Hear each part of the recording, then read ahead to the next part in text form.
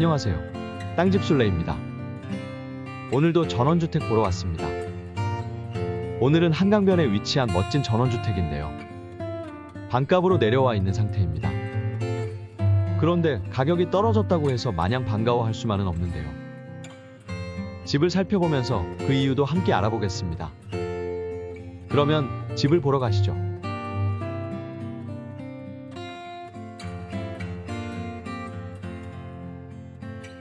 오늘 살펴볼 집 앞에 왔습니다. 먼저 제가 나와 있는 위치를 드론 사진으로 보면 여기이고요. 이 집은 남양집으로 동서 양쪽으로 길을 접하고 있습니다. 지금 제가 서 있는 부분은 동쪽이고요. 이쪽에 출입문이 있습니다.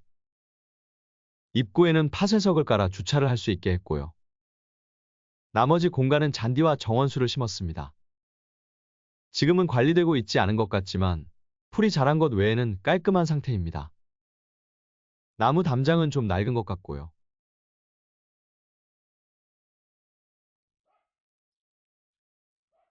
조금 더 안으로 들어와서 바라본 정원 모습입니다.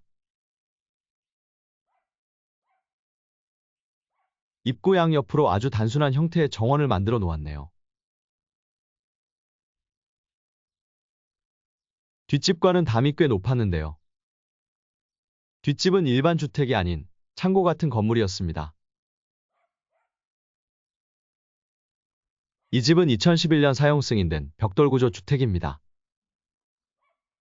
조금은 낡은 주택이라고 할 수 있겠는데요. 나무 사이딩이 낡아 더 그렇게 보이는 것 같고요. 나무 사이딩을 징크로만 교체해도 집은 훨씬 좋아질 것으로 보입니다. 데크 역시 교체할 때가 되었고요. 아직 파손되지는 않았지만 수명을 다해가고 있습니다. 집 뒤쪽은 아주 높은 담장으로 뒷집과 경계를 이루고 있고요. 집을 돌아보기에 충분히 넓은 공간으로 이루어져 있네요. 잡동사니 없이 깔끔한 상태입니다. 방부목 사이딩 외에는 수리할 곳도 없어 보입니다.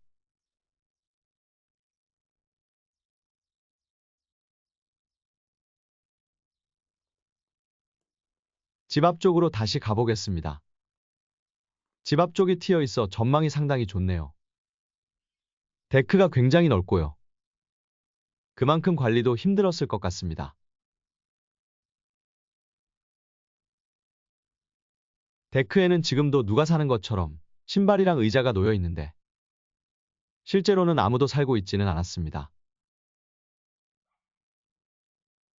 차양도 목구조로 되어 있고요. 상태는 괜찮아 보이네요. 반대편으로도 한번 가보겠습니다. 전반적으로 깔끔한 상태입니다. 이쪽으로는 텃밭 같은 것으로 이용했던 것 같습니다. 지금은 풀만 무성하네요.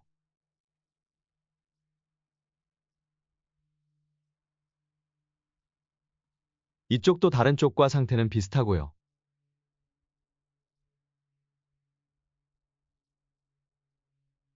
이 층 데크는 상당히 낡아 보입니다. 집 앞 데크에서 바라본 전망입니다. 전망이 상당히 좋죠. 앞쪽 땅이 살짝 낮아 내려다 보이고요. 남향이라 더없이 좋고 다른 집들이 멀리 있어 시야가 아주 좋습니다. 서쪽편 길에서도 집을 살펴보겠습니다.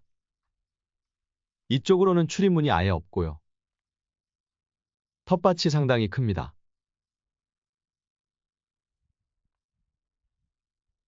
풀들이 무심하게 자라고 있고요. 단풍나무 한 그루가 덩그러니 서 있습니다. 들꽃들이 피어있는 야생의 모습도 그리 나쁘지 않네요.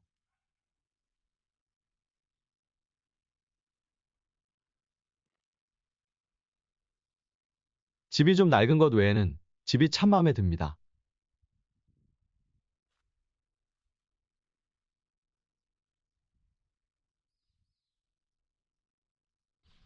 서쪽에서 조금 떨어져서 바라본 모습이고요.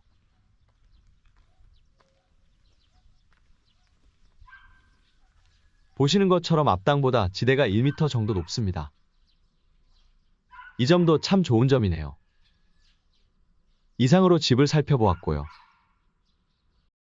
이 집은 2층 집으로 1층은 114.4제곱미터, 약 34.6평이고 2층은 28제곱미터, 약 8.4평입니다.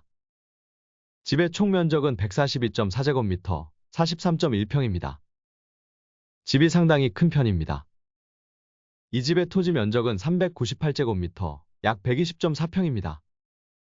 토지 경계를 살펴보면 대략적인 경계는 이렇습니다. 그런데 이 경계를 확인하고 보니 뭔가 좀 이상하지 않나요? 매각에 포함되지 않은 땅들이 있는데요. 바로 여기 이 땅과 여기 이 땅이 매각에 포함되지 않았습니다. 마치 매각 토지가 맹지인 것처럼 보입니다. 확인해보니 양쪽 두 땅은 모두 집 소유주의 토지였는데요. 매각에서 이 땅들이 빠진 사연은 이랬습니다. 등기부를 확인해보면 그 이유를 짐작할 수 있는데요. 이 집은 주택도시보증공사에 의해 강제경매로 나온 집입니다. 이유는 주택도시보증공사가 임차인으로부터 보증금 반환 채권을 모두 양수받았기 때문인데요. 주택도시보증공사는 보증금을 돌려받기 위해 이 집을 경매에 넘겼는데 이 집의 부속 토지는 87이 대지입니다. 8723은 지목이 전인 별도의 토지이고 8724 역시 지목이 전인 별도의 토지입니다. 아마도 건축주는 대지의 지목 변경 부분을 최소화하여 비용을 절감하려고 했던 것 같고요. 8723 토지와 8724 토지를 분할하여 기존대로 전으로 하고 8722만 대지로 하여 집을 지었던 것 같습니다. 결국 8722를 낙찰받을 사람은 적어도 8724 토지는 미리 확보해야 할 것으로 보입니다. 미리 소유자를 만나 협의해보는 것이 좋겠습니다. 이 부분은 참 아쉬운 부분입니다. 이 집의 주소는 경기도 양평군 강상면 봉이정계 10번지입니다. 드론 영상에서도 볼 수 있듯이 남한강이 200m 떨어져 있는 곳으로 풍경이 매우 좋고 이미 전원주택 단지가 형성되어 있어 생활도 매우 편리한 곳입니다. 물건지에서 강상면 사무소까지는 1.7km로 자동차로 약 4분 정도면 갈 수 있고요. 양평군청까지는 3.7km, 약 10분 정도 소요되고 중부내륙고속도로 남양주 톨게이트까지는 3.9km, 약 10분 정도가 소요됩니다. 인근 도시로는 남양주시, 하남시, 광주시, 이천시, 여주시, 원주시가 있습니다. 이번 경매 물건은 2022-37439번으로 수원지방법원 여주지원에서 진행하는 물건입니다. 매각 물건의 감정가는 교평리 87-2번지 대지 398제곱미터가 2억 5,870만원, 주택 142.4제곱미터가 1억 6,133만 9,200원, 합계 4억 2,003만 9,200원입니다. 하지만 2회 유찰되어 최저 매각 가격은 감정가격에서 52%가 하락한 2억 581만 9천원입니다. 여기에서 한 가지 짚고 넘어가야 하는 문제가 있는데요. 이 물건은 말소기준 권리 이전에 설정된 임차권 등기가 있어 낙찰 후 배당해서 전액이 변제되지 아니하면 말소되지 않고 잔액을 매수인이 인수하여야 한다는 점입니다. 최근 주택도시공사는 시세 대비 임차권 설정이 과다한 물건에 대해 유찰 방지를 위해 경락인이 임차권을 인수하지 않는 매각 조건으로 매각을 진행시키기도 하는데요. 이 매각 물건은 그러한 확약서가 들어와 있지 않아 임차권을 인수해야 한다는 점에 유의하여 하겠습니다. 그렇다면 이 매각 물건은 최소 금액이 2억 8천만 원이 되는데요. 과연 그 금액이 저렴한 걸까요? 아주 가까운 곳에 실거래가 사례가 있었는데요. 아쉽게도 거의 10년 전에 거래된 내역이었습니다. 물거지에서 아주 가까운 위치이고요. 토지와 건물 모두 비슷한 크기였는데 거래 금액은 3억 900만 원이었습니다. 해당 주택의 건축연도는 2011년으로 지은 지 3년 된 주택이었습니다. 이런 점 감안하여 참고하시면 되겠습니다. 이 마을은 수도권이라고 할 수 있을 만큼 서울에서 가깝고요. 골목길은 다소 좁지만 정비가 잘 되어 있어 살기 좋은 곳이라는 생각이 들었습니다. 마을 커뮤니티도 좋은 것 같고요. 국유지 도로로 도로 문제도 전혀 없고요. 골목길에는 운동시설을 갖춘 곳도 있었고 마을 전체가 깔끔했습니다. 여전히 주택을 신축 중인 곳도 있었고 새로운 주인을 찾지 못한 폐가도 있었는데요. 마을 전체의 분위기는 매우 활성화된 분위기였습니다.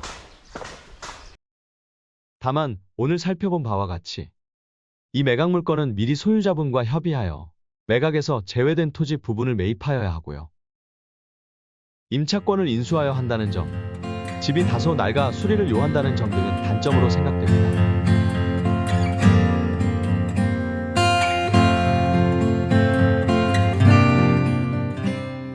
이상으로 남한강역 반값 전원주택에 대한 저의 소감을 마치겠습니다. 지금까지 시청해 주셔서 감사합니다. 다음에는 더 좋은 물건으로 인사드리겠습니다. 감사합니다.